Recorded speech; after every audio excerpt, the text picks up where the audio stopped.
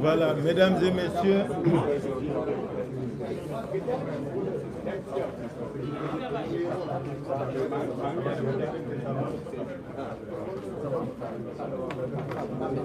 mesdames et messieurs, nous sommes très heureux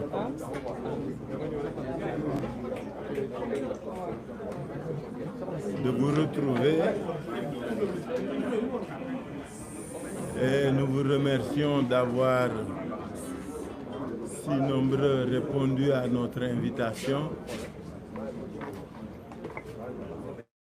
Quand je dis nous, il s'agit des responsables de l'intercommission Yewwi Wallu. C'est une conférence de un point de presse commun au lendemain du scrutin du 22 juillet 2022. ñu bëggoon rek gannaaw bi ñu sante yàlla julli ci yonent bi nuyu askanu Sénégal muy góor muy jigéen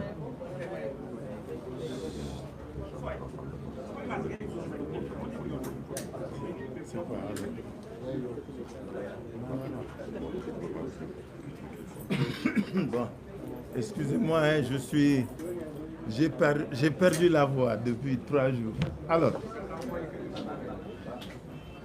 Alors donc mani dama bëggoon au nom de intercoalition Yewwi Wallu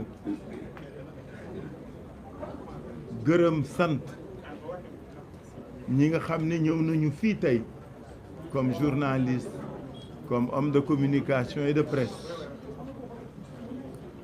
fekkee ci waxtaan wi nga xam ne moom la ñu bëgg a def ñun ak askanu Sénégal ñu di leen gërëm yéen journalistes yi ni ngeen ñëwee aussi nombreux di sant yàlla bu baax nag bi mu ñu mayee gannaaw suñu dernier point de presse ñu tasewaat fii di waxtaan fas yéene waxtaan ak yéen ci li nga xam ni moom la ñu génn dimanche dernier ñuy fàttaliku ni bala ñoo dem ci élection yi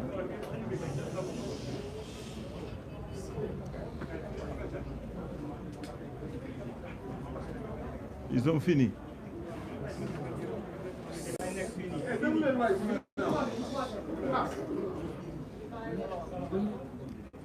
ñuy fàttali ni bala ñoo dem ci élection yi bi Sénégal di Sénégal ba léegi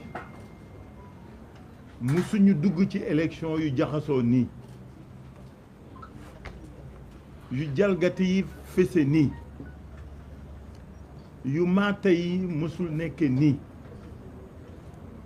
pour la première fois dans l'histoire politique du Sénégal dem nañu ay élection ak ay dammitu liste ak ay daggitu liste ak ay kuppati liste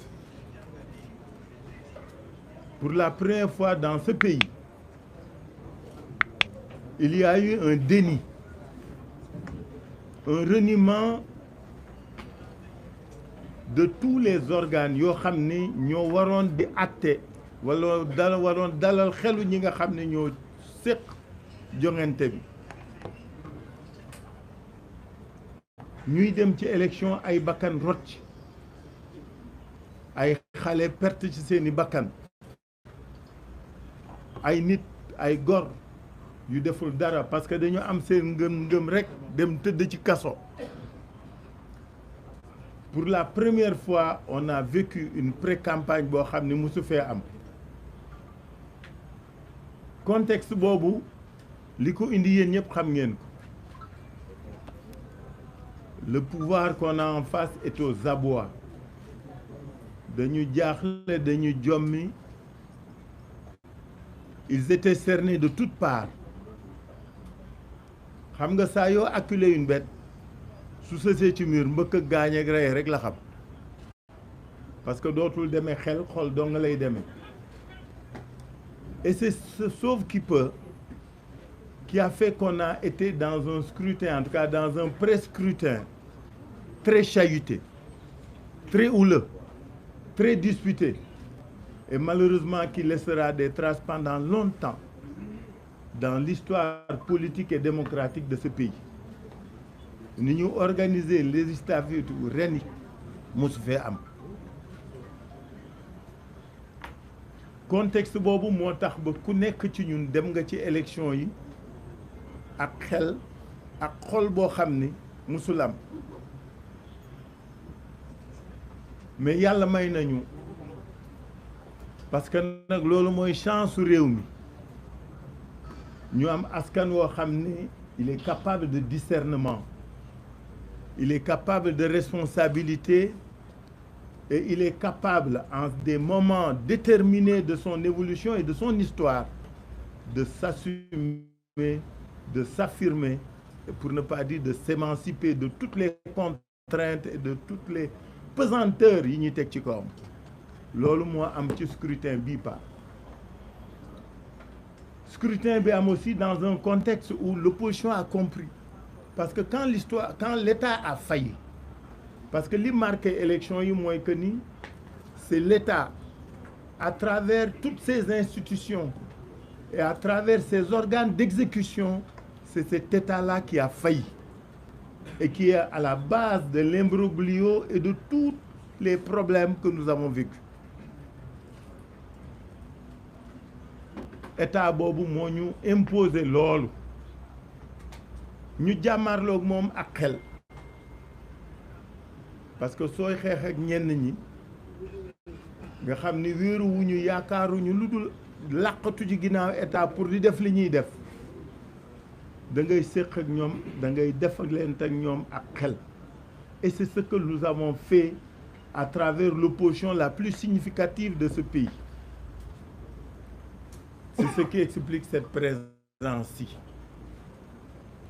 L'intercoalition Yewwi Wallu est une réponse politique, est un message politique, est une attitude politique d'hommes politiques responsables qui ont compris que face à la brutalité et à tous les excès, il fallait une attitude de responsable, mais une attitude intelligente.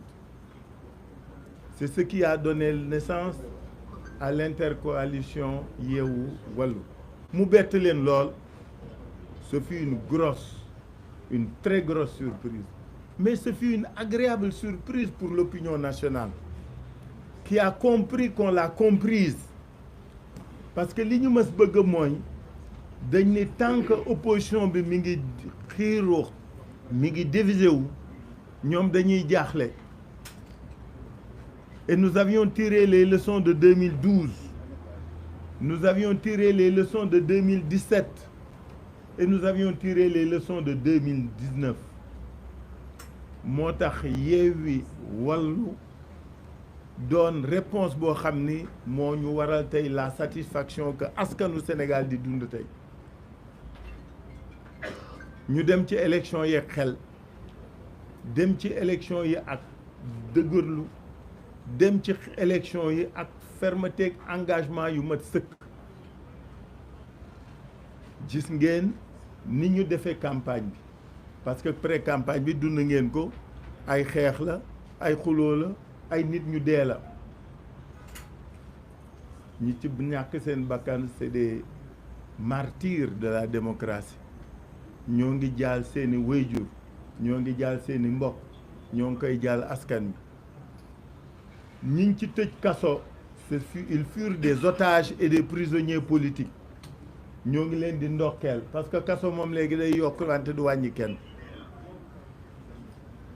ñi ci gaañu parce qu'il y en a beaucoup de blessés ñoo ngi leen di massaw mais lépp saurait été vain su fekkoon tey mbégte bi ñu yàlla may amul parce que tey nag dañuy sant yàlla dañuy sant askanu Sénégal parce que notre démocratie a montré sa maturité et sa capacité à s'émanciper d'un certain nombre de contraintes pour s'élever. Et c'est cette démocratie-là que nous fêtons avec la victoire de l'intercoalition Yewwi Wallu aux législatives de 2022. Parce que coow leeg wax ju bari yëpp loolu lañ doon bañ mais li yàlla def tey et qui est indéniable élection yi moom ñoo ko gagné.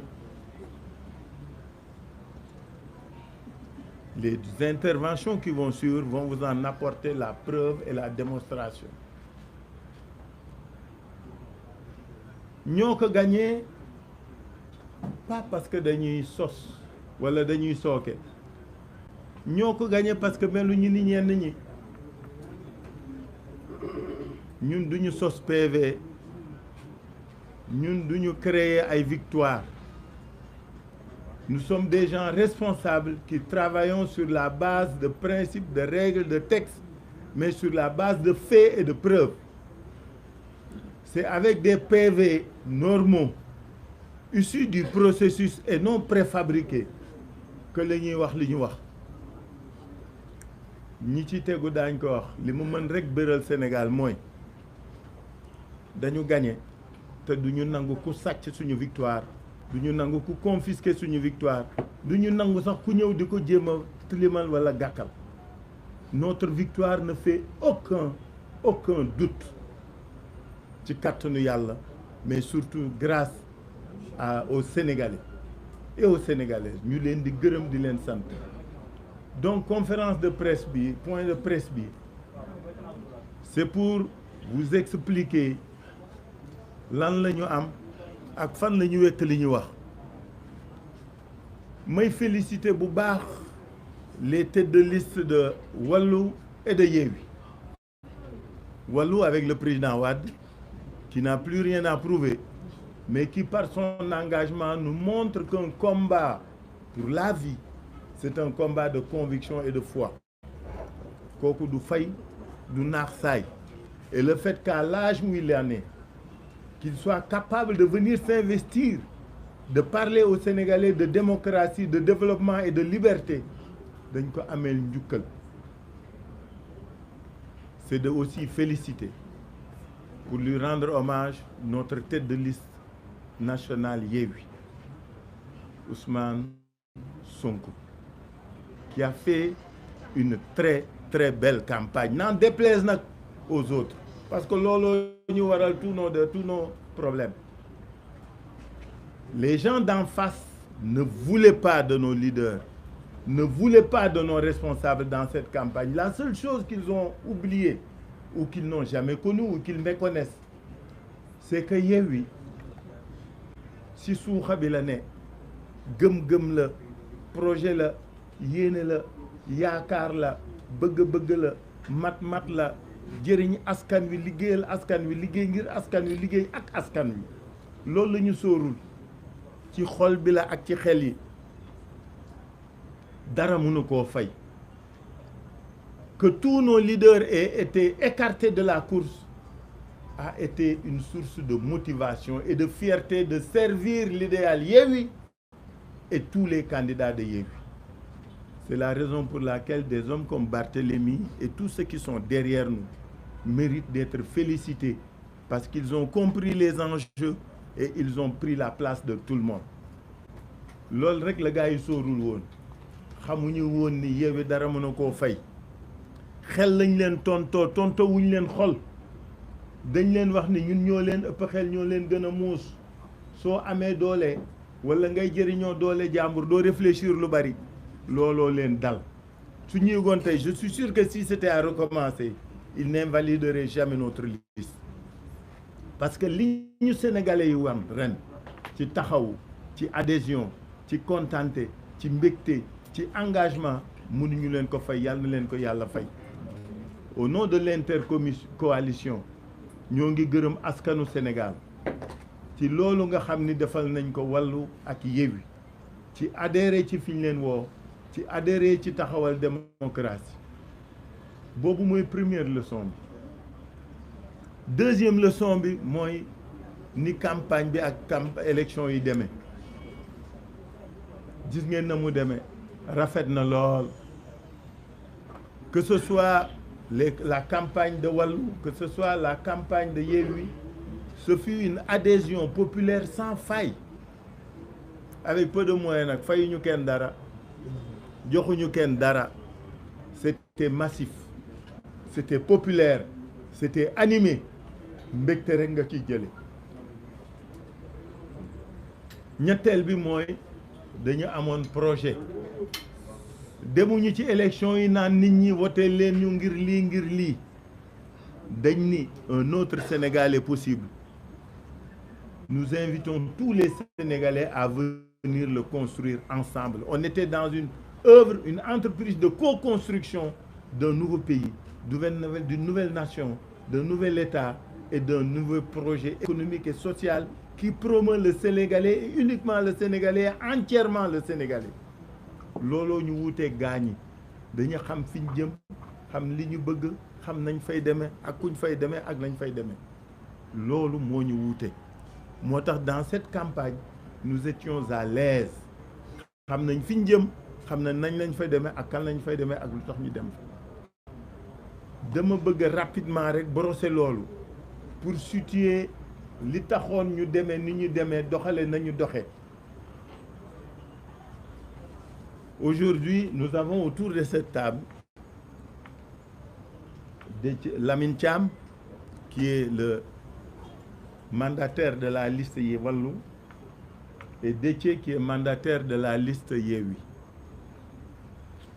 Ils vont vous présenter les différents résultats.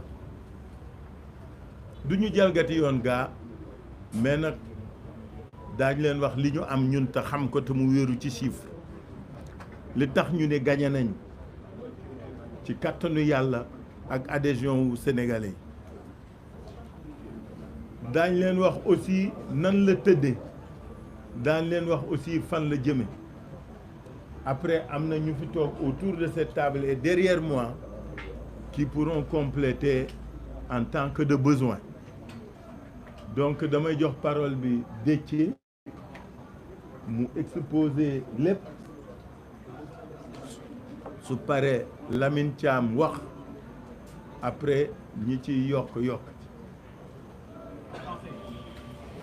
en français j'ai fait un mix non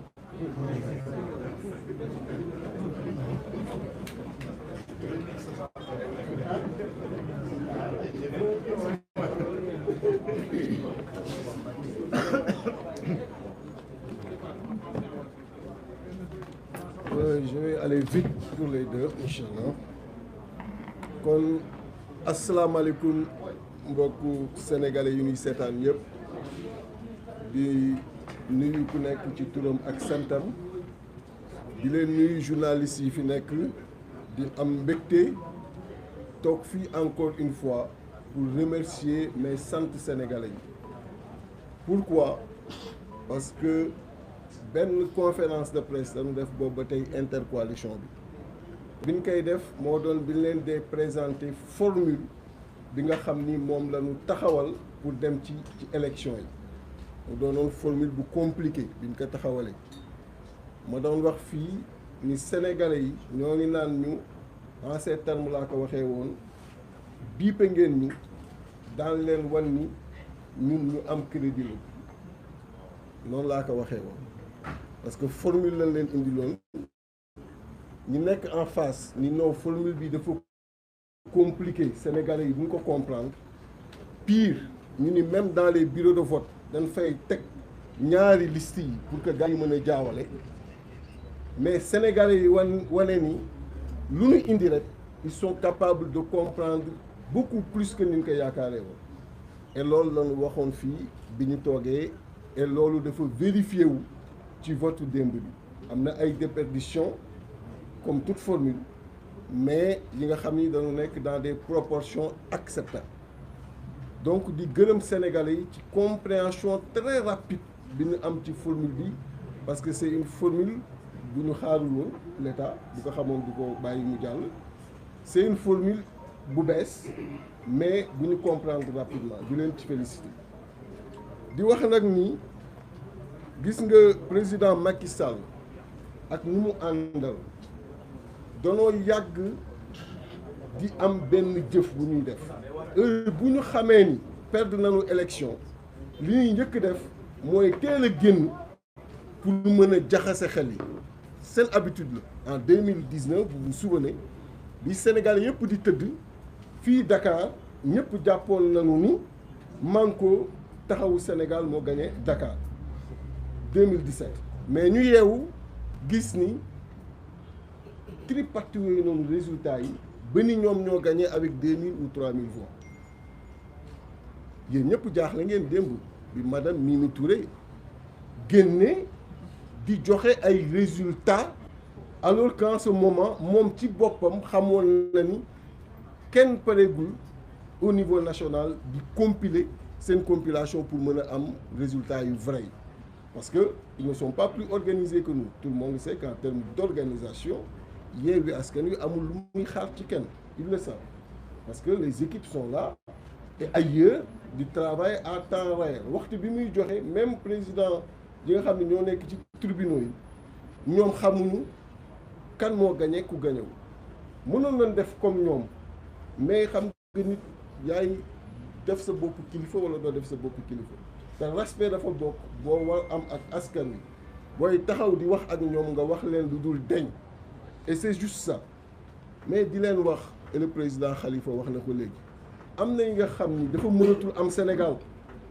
nit gagné nga confisque victoire bi dafa mënatul am Sénégal nit gagné nga naan yaa ngi jéem jaxase xel yi mënatul am Sénégal d'autant plus que ñan ñoo nekkoon di joxe résultat yi mais c'est cette presse bii doon joxe résultat bi même presse boobu la convié à minuit pour jox leen ñi nga xam ne ñoom ci seen bopp ñu koy couvrir xam nañ li muy wax demeewul noonu on a beaucoup de respect pour elle très sincèrement mais ñi nga xam ni ñoo doon joxe résultat yi seen ay organes xam nañu ni ñoom li ñu joxe ak li madame Mimi Touré wax ci waxtu boobu wute na am na ay journalistes yi nga xam ne ils n'ont même pas pu se retenir c'est dans la même salle lan ko wax ba foofu am ay tolof yu leen fa dal yu leen ci mastaw donc pour leur dire que vraiment nanu génn ci schéma boobu du schéma bu gën du schéma buy indi dal ci réew mi et du schéma buy sénégalais yi di accepter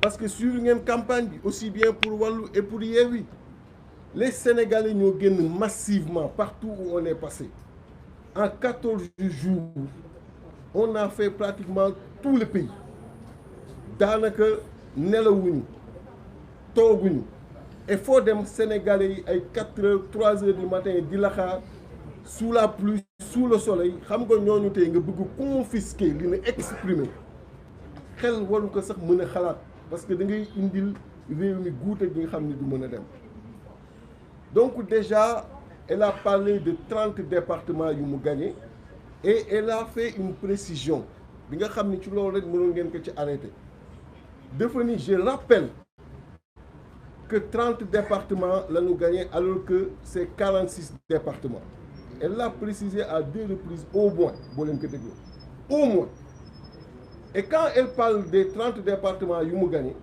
dugal na ci 3 départements wu diaspora et donc si dans ce que tu proclames tu mets les départements de la diaspora dans le dénominateur ça ne peut plus être 46 il faut nga def les 8 de la diaspora et le dénominateur progresserait de 46 à 54 donc la première incohérence mathématique c'est-à-dire que tu peux pas dire j'ai gagné 30 et ci 30 yooyu nga dugal ci 3 diaspora ni ça c'est 46 limitant seulement département au Sénégal yi alors que dugal ci 8 diaspora yi donc le dénominateur de jóge 46 jëm 54 donc elle aurait pu dire j'ai gagné 30 sur 54 mais elle dit 30 sur 46 manipulation 1 dans les 30 yi mu wax yéen ñëpp suivre ngeen que cité na ci Tivaouane gis ngeen PV yi cité na ci Goudomp gis ngeen par la suite PV yi cité na ci aussi Afrique du Nord gis ngeen par la suite PV yi cité na ci Sédhiou gis ngeen par la suite PV yi donc par respect pour elle du ma wax le mot qui sied ok mais c'est pour dire rek que yéen ci seen bopp xam ngeen ni demeewul noonu démonstration scientifique ni mu demee te mu wér mooy Dakar Yewwi Askan Wi wàllu gagné nañ ko ak doole te Dakar 7 députés la Barthélémy Diaz mi ngi ñu toog def na liggéey bi ak équipe bu wàllu gagné nañ ko c'est ça la vérité. beneen vérité bi mooy Rufisque intercoalition bi gagné na ko ça fait 2 députés comptez avec moi. beneen bi mooy Kër Massar intercoalition gagné na ko ça fait 2 députés. beneen bi mooy Rufisque donc Pikine intercoalition bi gagné na ko ça fait 5 députés. beneen bi mooy Guédiawaye intercoalition bi gagné na ko foofu 2 députés la. beneen bi mooy Thiès intercoalition bi gagné na ko 4 députés la. beneen bi mooy Tivaouane intercoalition bi gagné na ko 2 députés la. beneen bi mooy Bignona intercoalition bi gagné na ko 2 députés la. Ziguinchor intercoalition bi gagné na ko 2 députés la. Oussouye intercoalition bi gagné na ko 1 député la. Kébémer intercoalition bi gagné na ko 2 députés la. Bambey intercoalition bi gagné na ko 2 députés la. Mbacké intercoalition bi gagné na ko 5 députés la. Saint-Louis intercoalition bi gagné na ko 2 députés la. Sédhiou intercoalition bi gagné na ko 2 députés la. Goudomp intercoalition bi gagné na ko la même chose. Saraya intercoalition bi gagné na ko 1 député la. Europe du Sud intercoalition bi gagné na ko 3 députés la. ENOC Europe du Nord, de l'Ouest et du Centre intercoalition bi gagné na ko 3 députés la. Amérique et Océanie intercoalition bi gagné na ko 1 député la. Asie et Moyen-Orient intercoalition bi gagné na ko 1 député la. Afrique du Nord intercoalition bi gagné na ko 1 député la. Afrique australe intercoalition bi gagné na ko 1 député la. boo leen totaliser ci 112 députés yi nga xam ni moo nekk seulement ci département yi 55 yi au moment où je vous parle mi ngi ci intercoalition wàllu ak Yewwi mu des yi nga xam ni décompte yaa ngi continuer et PV yi génn au moment où je vous parle 55 députés sur les 112 mi ngi ci intercoalition mënuñ ci yàgg dara te boo leen xoolee département yi ma lim xam ngeen Sénégal ni mu tëddoo électoralement parlant wér na leen mooy département yi ëpp doole ci Sénégal moo tax dans l'analyse comme ñoom dañuy wax ay nombre de départements on est allé au-delà après démonstration que nombre bi mu wax conforme à la réalité on est allé ñun département yi ñu gagné boo jëlee bu nekk le nombre d'électeurs ba fa nekk nga additionné département yooyu nombre d'électeurs yi day représenter 55%. Vous avez bien retenu le chiffre. 55% du fichier électoral. C'est que ñun département yi ñu gagné boo jëlee seen nombre d'électeurs additionné leen day représenter 55%. yi ñu amagum boobu 55%. donc ça veut dire que ñoom li nga xam ni tey jii nii moom la ñu amagum ñoom faites la différence day doon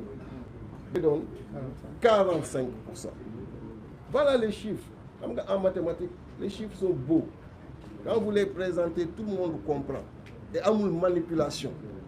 moo tax koy gis muy wax te waxul chiffre rek xamal ne mi ngi manipuler. Nombre de départements laa gagné 30 jóge fa dem waaye kii lii ñu def nii defuñu ko parce que mënuñu ko def et jàpp leen bu baax li ma leen di wax nii. Pourquoi? Parce que après les 112 députés yi nga xam ni moo nekk ci département yi te ñu dem avec l'intercoalition la formule bi ñu teg en place discuter ak ñoom loolu très sérieusement ba wàqi leen fa wàqi yu metti dafa am 53 députés yi nga xam ni mooy la liste proportionnelle mooy ku nekk bu ñu jëlee suffrage bi nga am au niveau national en absolu dañuy xool en relatif lan lay tombeel c'est-à-dire que bu fekkee ñun dañoo cumuler lépp mu doon 53% ou 60% intercoalition bi loolu la ñuy jël multiplié ko par 53 yi mu jox ñu nombre de députés yi ñuy am ci 53 yi nga xam ni mooy liste proportionnelle bu ko defee ku nekk pourcentage boobu la lay appliquer donc 53 yi des fa la jëm et lii boo leen ko xoolee ni mu tëddee ak tendance bi muy jëm ci liste proportionnelle boobu war nañ fa mën a xaar 28 députés liste proportionnelle moo tax ñu leen di dànkaaf parce que on est en train de suivre on sait que am na ay départements yi nga xam ni présentement ñoo ngi jéem a gonfler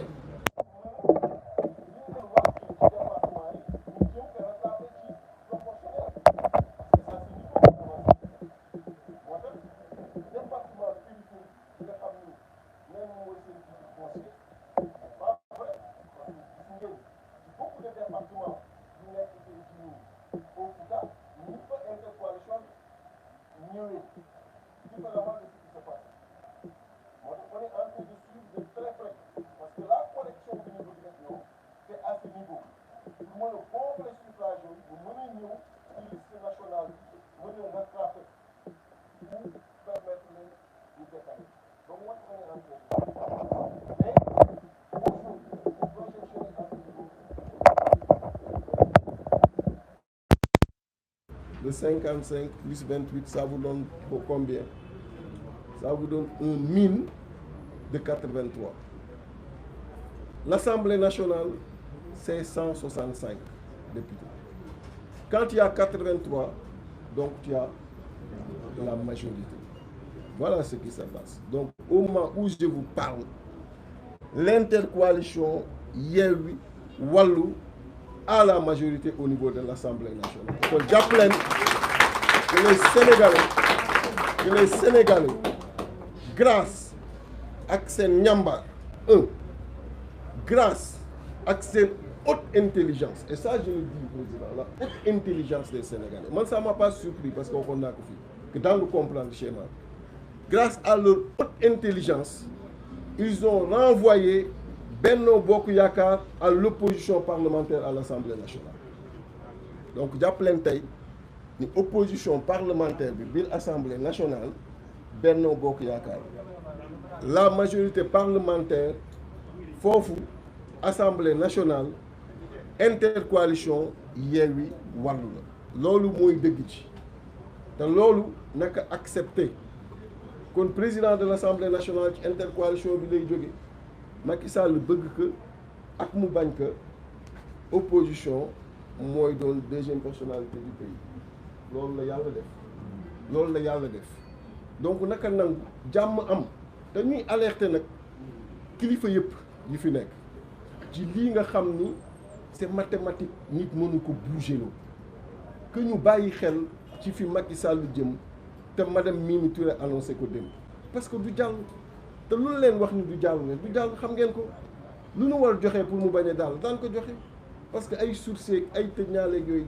tey wuñu askan bi moo nu ko jaral kon nanu bàyyi lii nga xam ni askan bi dafa teel a jóg topp ñu fépp ci campagne bi xaar ñu ci nawet bi xaar ñu ci naaj bi jox ko opposition bi nanu bàyyi loolu ñu yóbbu ko assemblée nationale ñu bañ ko changer ci préfecture yi bañ ko changer ci tribunaux yi bañ ko changer conseil constitutionnel après conseil constitutionnel li mu jot a def comme ñoom donc nanu bàyyi li sénégalais yi bind mu demee noonu kon lii mooy li leen bëggoon présenter pour résumer que en 5 minutes en français c'est pour vous dire tout simplement que madame Mimi Touré, vous l'avez suivi hier, a fait un point de presse pour revenir sur le nombre de départements gagnés par la coalition Benno Bokk Yakaar en prenant en dénominateur commun seulement le nombre de départements à l'intérieur du pays, alors que dans le décompte des départements gagnés par Benno Bokk Yakaar, il a eu à introduire au moins 3 départements de la diaspora. Et en toute rigueur, le 46 qu'il a pris comme dénominateur commun devrait passer à 54 et elle devrait rapporter les 30 sur les 54. Et même sur ces 30 proclamés, vous avez tous suivi par la suite ce qui s'est passé dans certains tribunaux de certains départements, dont Goudomp, Sédhiou, Tivaouane et Afrique du Nord, où les résultats ont été publiés et qui sont largement favorables à l'intercoalition Yewwi Wallu. Pour dire la manipulation. Nous avons beaucoup de respect pour elle, j'insiste sur ça, mais on n'attendait pas à cette heure où les compilations se poursuivaient, qu'elle sorte pour annoncer des chiffres dont elle n'en a aucune maîtrise. Mais les chiffres qui sont réels et que je viens tout à l'heure de vous présenter donnent la coalition, l'intercoalition Yewwi Wallu, 55 députés sur les 112 qui étaient en compétition au niveau des départements au moment où on vous parle. Sachant que dans certains départements, le décompte se poursuit et les résultats ne sont pas encore proclamés. Et des proclamations de ces résultats, nous allons justement revenir sur ça. Mais retenez qu'au moment où je vous parle, 55 des 112 députés qui étaient pourvus au niveau des départements reviennent à l'intercoalition. Et c'était ça le schéma. Le schéma, c'était de retrouver Macky Sall dans les départements avec une formule qui permettrait de contenir le mode de scrutin multiplicateur. Ce qu'on appelle un mode de scrutin multiplicateur, vous avez suivi ce qui s'est passé en 2017. 49% avaient voté pour Macky Sall, moins de 1 Sénégalais sur 2. Et au niveau de l'Assemblée, il a obtenu les 75% des sièges, 3 députés sur 4. Vous savez donc qu'il n'y a pas eu une cohérence.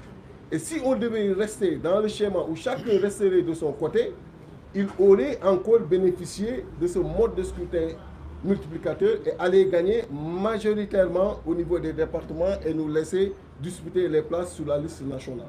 Ce qu'on a compris et on a apporté cette réponse politique, mathématique, pour lui opposer une formule qui permet de contenir ce mode de scrutin dans les départements. C'est ce qui fait cette progression, même si nous avons vu justement qu'il y a encore d'autres départements dans lesquels il y a des manipulations qui ont existé et nous les suivons de très près. Et ces départements que nous avons gagnés représentent, si on cumule le nombre d'électeurs dans ces différents départements, ça représente 55% du fichier électoral au moment où on parle. Et donc, Macky Sall, les départements supposés gagnés par Benno Bokk Yakaar ne représentent que 45%. Ce sont des chiffres importants qu'il faudrait retenir. Parce qu'ils ont l'habitude de parler plus du nombre de départements gagnés que de leur poids électoral. Tout le monde sait que Dakar n'a pas le même poids électoral que Matam, même si l'électeur est de la même dignité. Mais en termes de poids électoral, tout le monde sait que les départements n'ont pas la même dignité électorale. C'est ça la vérité. Et donc, nous avons pris les départements à grand potentiel électoral.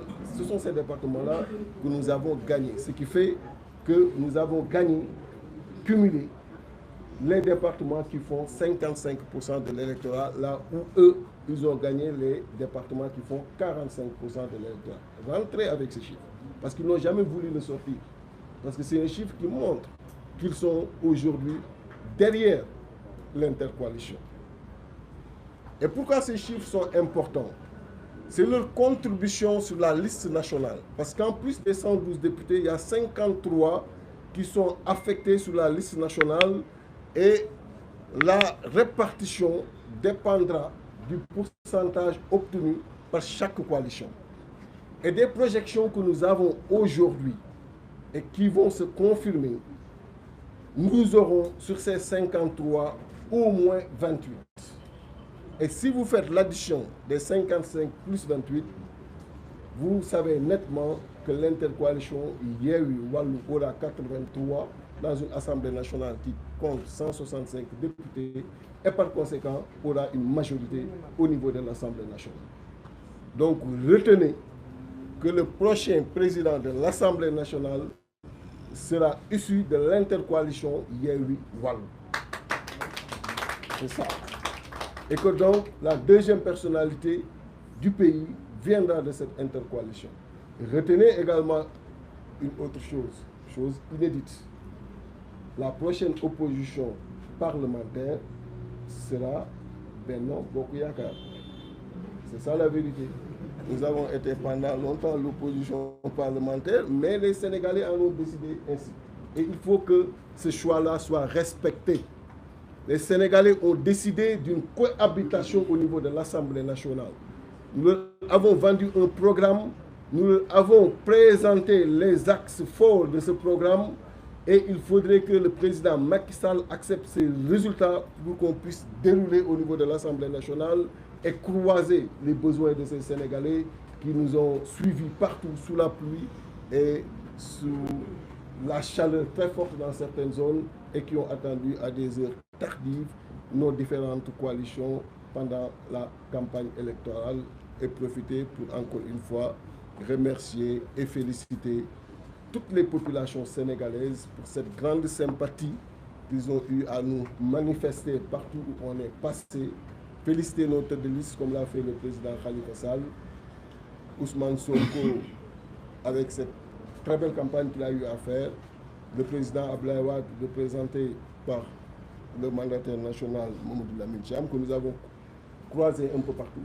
Ce n'était pas facile de faire une campagne en 14 jours et de toucher tous les départements du pays. Ça nous a valu énormément de sacrifices, ne pas dormir, justement parce que quelqu'un qui aspire à prendre en charge les préoccupations des Sénégalais compte tenu de la forte affection qu'il a envers eux, doit consentir en toutes circonstances ces sacrifices et ces leaders ont eu à les faire et c'est le lieu de les féliciter encore une fois. Merci Monsieur le Président, voilà ce que je voulais dire. Je donne la parole au président Mamadou Lamine Thiam.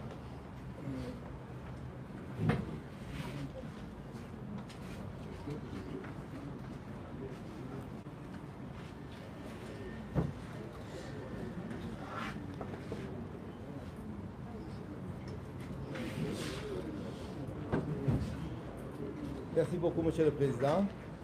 Monsieur le Président, je voudrais d'abord remercier notre mandataire, Déthié Fall.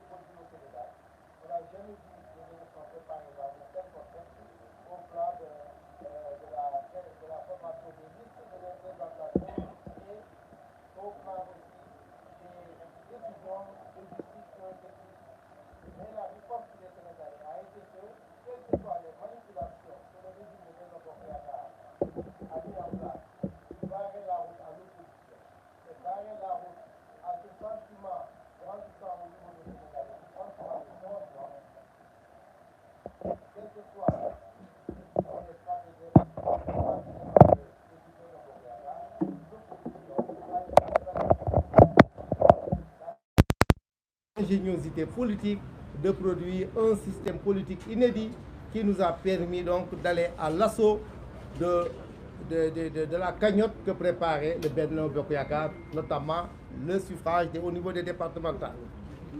Quand nous avons parcouru le Sénégal, dans l'ensemble des régions des 46 départements, nous avons rencontré les Sénégalais qui nous ont parlé, qui nous ont partout manifesté leur désir de changement.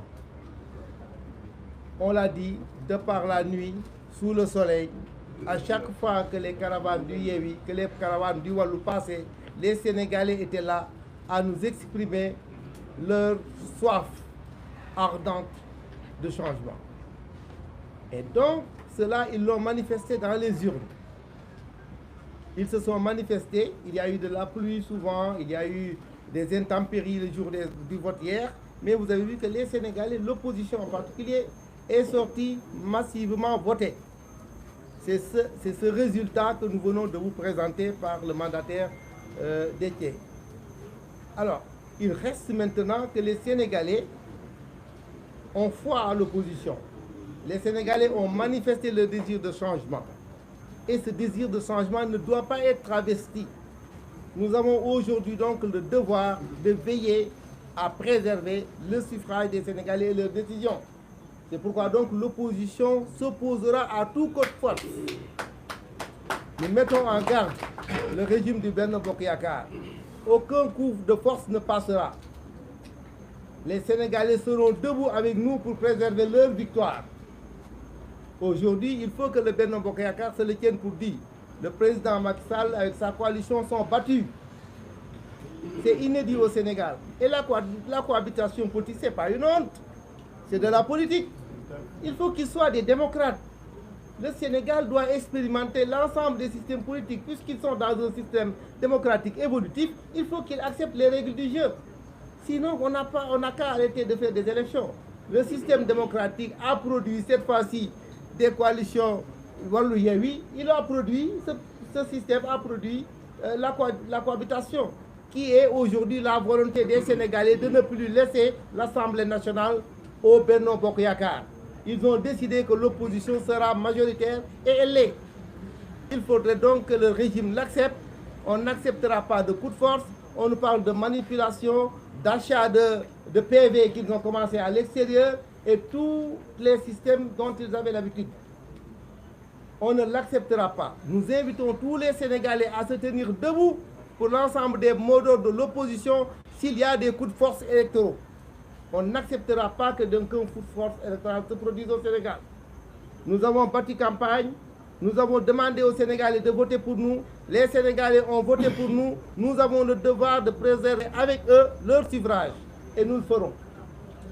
Donc nous n'accepterons pas de coup de force. Il faut que le suffrage des Sénégalais soit respecté. Il faut que la victoire de l'opposition soit préservée et qu'elle nous soit donnée. La prochaine Assemblée nationale sera une Assemblée nationale de cohabitation politique dominée par la coalition Wallu Yewwi. On l'a bien dit que le prochain président de l'Assemblée nationale viendra des rangs de l'opposition, de l'intercoalition. En tout cas, nous tenons à le dire assez clairement.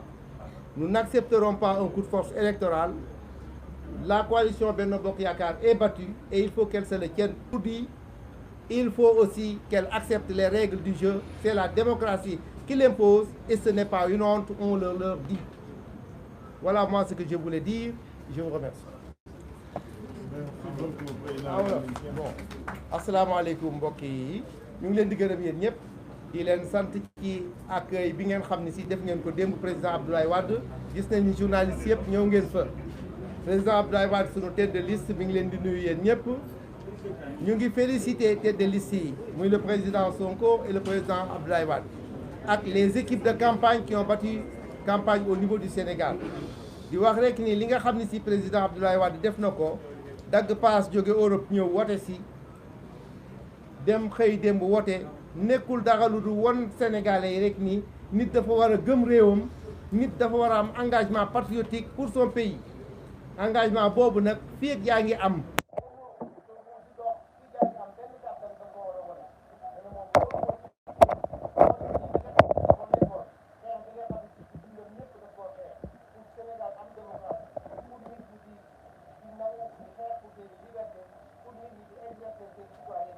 loolu moo tax ba fii ak muy am kattan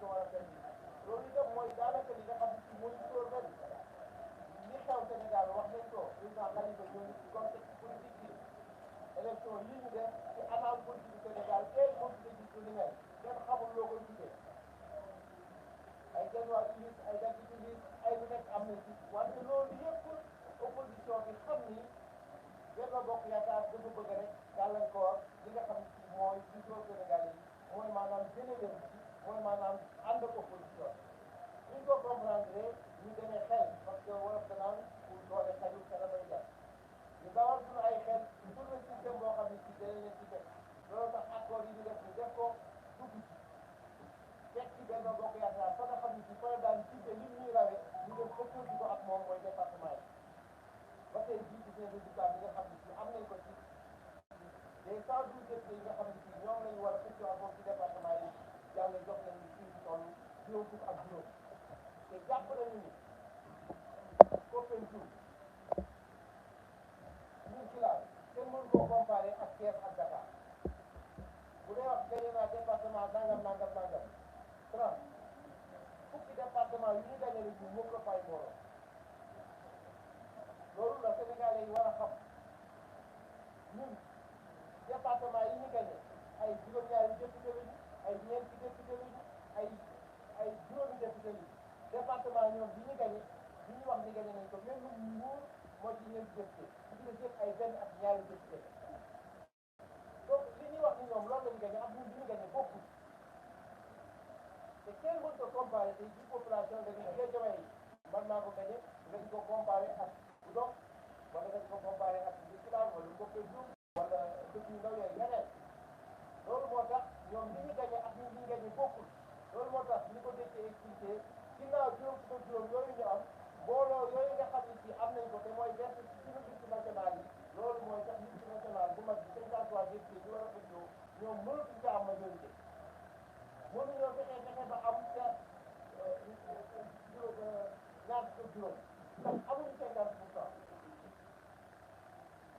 lu ci donc ñun dafa nekk ñoo koy jël wala ñoo leen cee ëppale moo tax boo ko tegee ñu war nañ caa am ñaar fukk ak juróom la loolu boo ko doolee ak li ñu jotul amagul ci defoon fii te romb na ñun am nañ déjà majorité loolu moo tax ñu wax ni incha allah rabbi assemblée nationale bii di ñëw assemblée nationale la boo xam ne ci opposition moo ko war a dominer ñun ñoo ko am majorité waa Benno Bokk Yaakaar ñooy war a nekk groupe parlementaire minoritaire bu assemblée nationale maanaam bu opposition loolu nag ñu wax ni suñu ngañaay lii duñ ko caaxaane ngañaay lii ngañaayu Sénégal la Sénégalais yi ñoo jóg taxaw fépp koo dem ci campagne bi muy guddi muy naaj muy taw Sénégalais yi accueillir la ànd ak yow wax la seen métti yi am ci Sénégal ñu dig leen ni incha allahu rabbi bu ñu woteelee bu ñu demee assemblée nationale danañ ànd ak ñoom ci ay loi yu ñuy dindi ak yu ñuy defar pour saafara ko kon boog loolu nag ñu ngi xam ci ñoom ci seen jëf dinañ ànd ak ñoom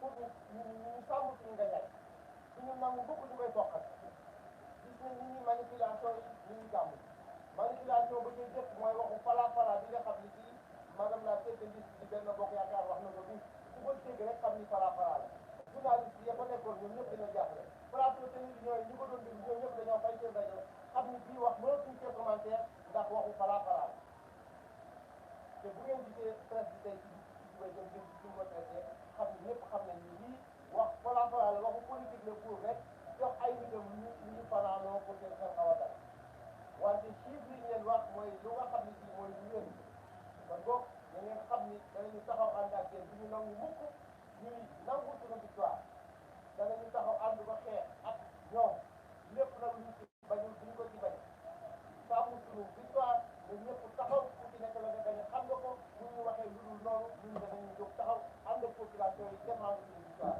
ñu ngi leen di ñaan yàlla nag nañu nekk ay démocrate de démocratie boo ci duggee da nga koy nangu lam la jox wate nga wate bi am na ci jàmm Sénégal yëpp génn nañu ci jàmm ku nekk wate ji def la nga wate ko nga bëgg buñ ko wàññee lam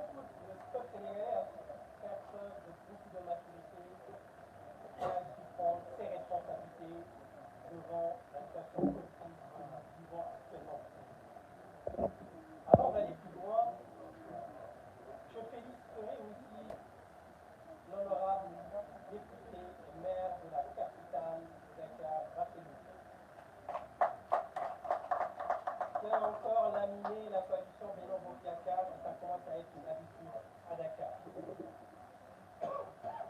Dakar sera la capitale que Macky Sall ne gagnera jamais durant 12 ans de règne. Il ne l'a pas gagné, il ne l'avait pas gagné, il ne le gagnera pas jusqu'en 2035. Comme mes prédécesseurs l'ont annoncé, nous avons suivi hier avec beaucoup de stupéfaction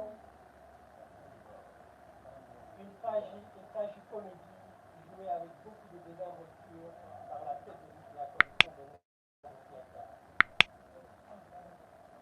Et cela n'est rien d'autre qu'un manque de respect du peuple sénégalais. Ce même peuple qui auparavant, quelques heures auparavant, avait manifesté sa volonté pour dire non au président de la République, M. Macky Sall, pour dire non à sa gouvernance. Et malgré cette volonté affichée, à minuit, la tête de liste de la coalition Benno Bokk Yakaar s'est présentée pour dire qu'ils vont gagner plus d'une trentaine de départements. Et comme vous l'avez tous remarqué, sans argument et sans preuve. Et cela est extrêmement grave. La politique, ce n'est pas de la comédie. Les politiciens ne sont pas des comiques, ni des comédiens. Et je sais que j'apprécie les comédiens et les comédiens. La politique, c'est du sérieux. Les élections, c'est quelque chose d'extrêmement sérieux. Dans la sous-région, plusieurs pays ont été en feu et en flamme parce que des dirigeants irresponsables ont eu des comportements irresponsables entraînant ces pays, posant les jalons d'une instabilité chronique. Et notez bien que le Sénégal n'est pas à l'abri de cette situation. Donc il faudrait que les responsables de la coalition Benno Bokk Yakaar sachent prendre la hauteur avec beaucoup de dignité. Ils ont été battus. Le peuple sénégalais s'est exprimé. Une victoire claire, une victoire nette, une victoire précise, comme l'a si bien rappelé Béthié-Fall et le mandataire doyen Thiam. La victoire, elle est claire. Ils ne peuvent plus voler. 2029 n'est pas 2017. 2029 n'est pas 2019. Ils ont su voler en 2017. Ils ont su voler en 2019. Mais 2022 ne sera pas possible. Il vous l'a clairement expliqué, Béthié-Fall, le président de Béthié-Fall. C'est mathématique. Et nous disons au peuple sénégalais que la victoire, qui n'est rien d'autre que la leur, est bien sécurisée. Cette victoire, la coalition Benno Bokk Yakaar ne peut pas leur voler, ne peut pas leur la voler. C'est impossible. Aujourd'hui, comme nous l'avons dit et redit, la cohabitation est une réalité. La cohabitation est obligatoire, elle est irréversible. Et ça, c'est la volonté divine.